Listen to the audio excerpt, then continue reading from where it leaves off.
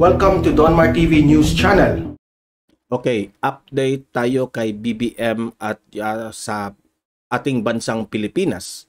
Okay? South Korea nag-alok na tutulong sa Pilipinas tungkol sa Bataan Nuclear Power Plant. Okay? Big step ito ng Pilipinas, guys, pag natuloy itong power plant. Okay? Kasi maraming nagdaan na mga presidente, ngunit hindi talaga natuloy itong power plant dahil sa maraming tumututol nito eh. Okay? So, malalaman natin kung ano ang tugon dito ni BBM. Ano ang kanyang reaksyon sa alok ng Korea. Okay? Malalaman natin yan. Pangalawa nating pag-uusapan, gabinete ni BBM ipinakita na. Okay? Di pa man kompleto ito, pero at least meron ng inaalok o sino, malalaman natin kung sino yung mga tinanggap ang alok ni BBM as one of the cabinet members. Okay? Sa akin lang advice ni BBM dito, I hope yung kanyang mga gabinete na kanyang in-invite ay can be trusted people. Hindi maulit muli yung mga nangyari kay Pangulong Duterte na may in-invite si Duterte na hindi naman natin hindi trusted yung mga tauhan niya.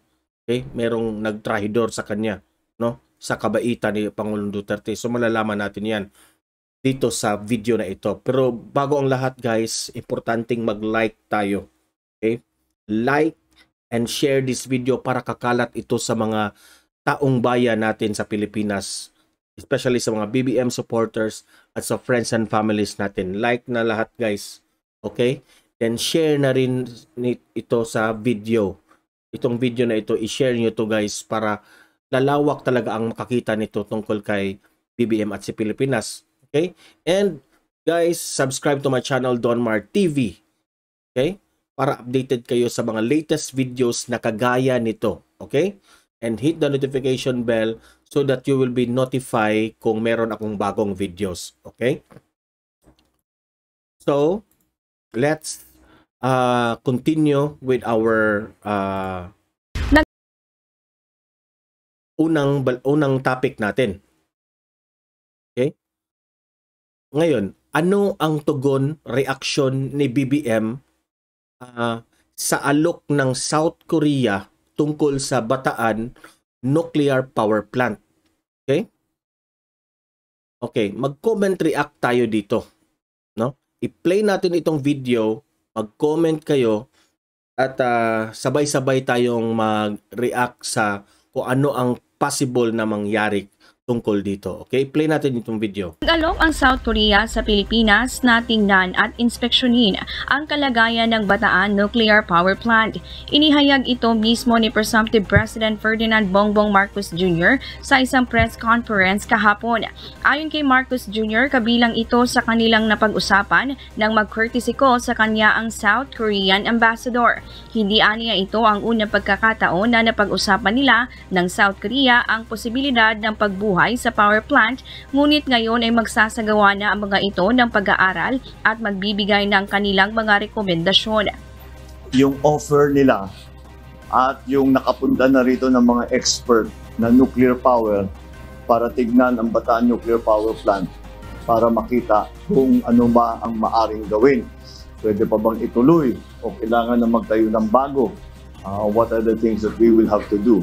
Ayon kay Marcos Jr., dapat na maihanda ang energy sector kung nais ng Pilipinas na mabilis na maiangat ang ekonomiya pagkatapos ng pandemya. We are going to go to rapid industrialization when the power sector must be ready for that. And the problem with in the power sector is that laki ang lead time. Kahit na siguro yung pinakamaliit na planta, 3 years yan. Minimum 3 to 5 to 7 years. But kahit na hindi aabutan ng administrasyon ko, we still have to start somewhere. Ang Bataan Nuclear Power Plant ay natapos itayo bago mapaalis sa pwesto si dating Pangulong Ferdinand Marcos, ngunit hindi ito pinayagang mag-operate ng mga sumunod na administrasyon.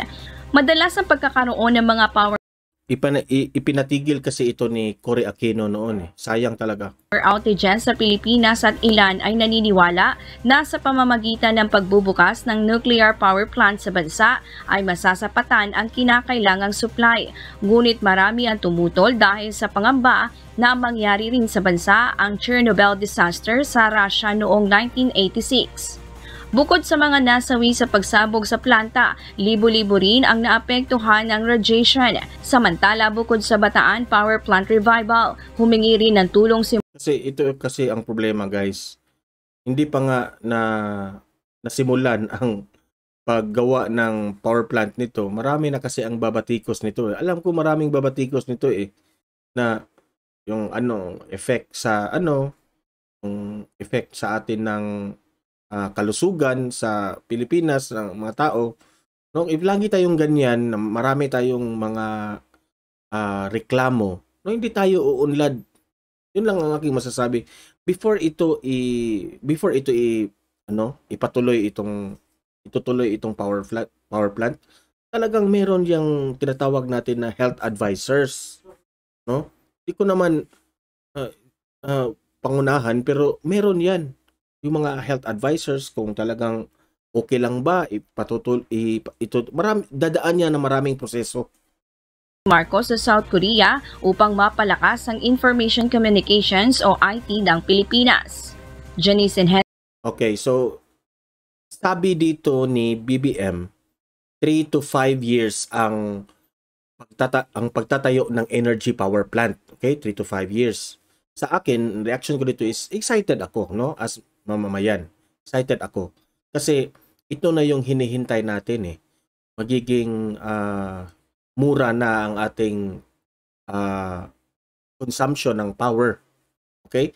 Pag mura, maraming investors ang darating dito, yung mga negosyo, lalago. Kasi, nakabawas tayo ng gasto when it comes to the power consumption.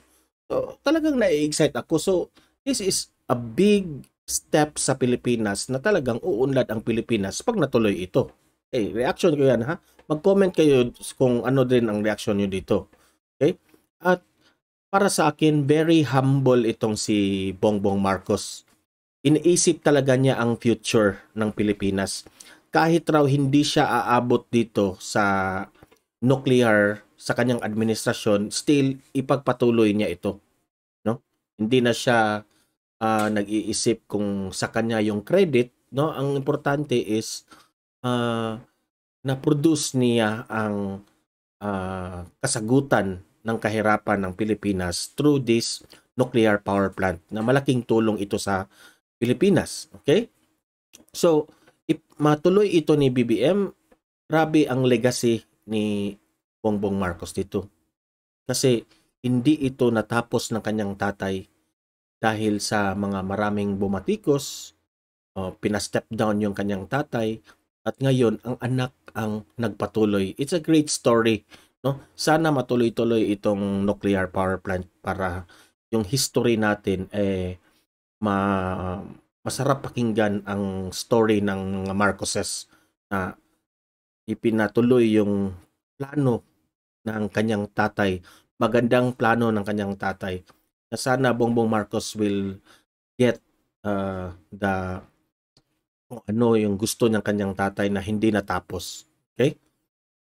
Kung kapag mangyari, ano ang epekto dito sa Pilipinas? Talagang malaki para sa akin. It's a big step sa Pilipinas. At alam ko naman na this will undergo more process talaga kung matutuloy ito. Okay? Isa na dyan yung kalusugan ng mga tao, no? Uunahin yan. Uunahin talaga yan. Sa akin lang, no? Buti na lang na hindi nanalo itong si Leni Robredo. Kasi pag nalalo itong si Leni Robredo, hindi ito bigyang pansin ang nuclear power plant. At alam kong hindi mag-aalok ang South Korea, or alam ko naman guys na soon hindi lang South Korea ang mag-aalok kay Bongbong Marcos tungkol dito sa nuclear power plant, no? Maraming bansang tutulong sa kanya, no? Pero itong si Leni Robredo, pag ito ang naalok, ito yung na presidente, walang aalok diyan. Kasi alam naman natin na tutol itong si Leni Robredo sa ayaw niya ng nuclear power plant, no? So hindi matutuloy. So anong matatawag natin na bagsak na naman ang ating ekonomiya? Lenny, buti na lang hindi ka nanalo. Kasi alam kong hindi ka kasi open-minded when it comes to like this, no? Marami ng bansa ang gumagamit ng nuclear power plant, no? Okay. Kasalukuyan naman ang inaaral ito Kasalukuyang inaaral itong nuclear power plant. Hindi naman yan basta-basta na mag-oo agad si BBM. It will undergo more process, no? Pag nalaman ni BBM ang effect nito na okay lang, no, ang kalusugan, ganun, talagang this is a big step sa Pilipinas, guys. Okay? So, alamin natin kung sino na ang mga tumatanggap sa alok ni BBM bilang part ng kanyang kabinete. Okay? Ang pagpili para sa akin ay importante, loyal. Hindi tratrahido rin ang presidente. Of course, magaling rin. Okay? Magaling rin. So, sana naman mapili ni Bongbong Marcos yung mga magagaling at hindi mga trahidor. Careful na talaga itong si BBM. Kasi sa mga nangyari ni Duterte na maraming gabinete si Duterte na trinahidor si Pangulong Duterte. They many to mention, no? Hindi nag-fail si Duterte, ang nag-fail lang ang kanyang mga gabinete. Okay? So panoorin natin itong video na ito, ipinasilip na itong mga possible na gabinete ni Bongbong Marcos at alamin natin kung sino na yung tumanggap sa alok ni BBM. Samantala, Partner Mike, tanggap muna tayo ng live report. Alamin naman natin kung sino-sino na ang mga tumanggap sa alok ni incoming President Bongbong Marcos para pamunuan ng ilang ahensya ng gobyerno. Sa balitang ito ni Jason Rubrico live. Jason, good morning. Good morning, partner. Jade, Mike, magandang umaga. Tuloy-tuloy nga ang pagbubuo ng kampo ni President President Bongbong Marcos sa kanyang gabinete. At sa isang press conference, ipinaliwanag ni BBM na mahalaga na pareho ang iniisip niya at ng gabinete niya. Nasa 7 na ang mainisyal na bubuo sa gabinete ni Presumptive President Bongbong Marcos. Ito ay matapos tanggapin ng mga itatalaga ni BBM ang alok nito na pamunuan ang Department of Justice, Department of Labor and Employment, National Economic and Development Authority at Department of Migrant Workers. Si Attorney Vic Rodriguez ang itatalaga ni BBM bilang kanyang Executive Secretary. Si Presumptive Vice President Sara Duterte bilang kalihim ng Department of Education. Kahapon, kinumpirma ni Attorney Vic na tinanggap na rin ni Susan Toots Ople ang alok na maging Secretary ng Department of Migrant Workers.